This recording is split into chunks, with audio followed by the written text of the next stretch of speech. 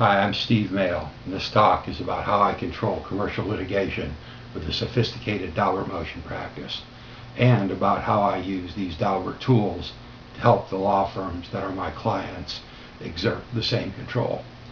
This is an abridgment of a CLE speech that I recently gave to a meeting at the Defense Research Institute, and it is for attorneys and only for attorneys.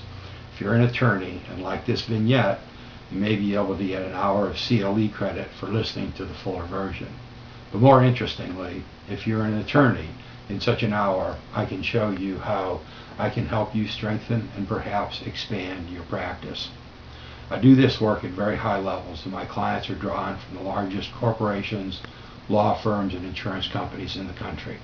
A non-trivial percentage of my clients are listed in Best Lawyers in America. It is my hope that you are a very good lawyer, sitting there wondering what it is that this guy can do for me that I can't do for myself.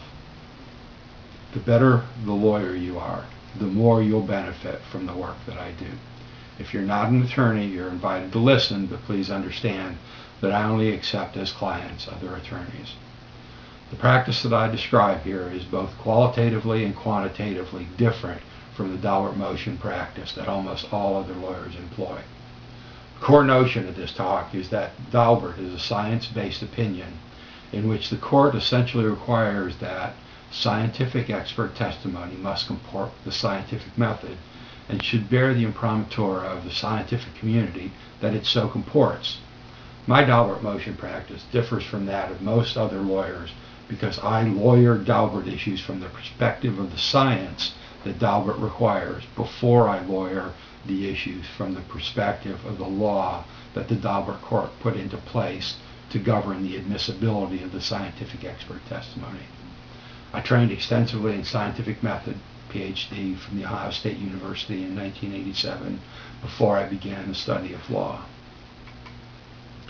The Daubert criteria are widely misunderstood, even by otherwise sophisticated lawyers and courts, and this misunderstanding provides an opportunity for very high-value lawyering. Two recent cases, one reported in the Ninth Circuit that I did not work on, and one unreported case in the Southern District of California, which I did work on, illustrates the scientific nature of Daubert, the depth of misunderstanding of the Daubert criteria, and the value of science-based lawyering in a Daubert Motion practice. Okay, let's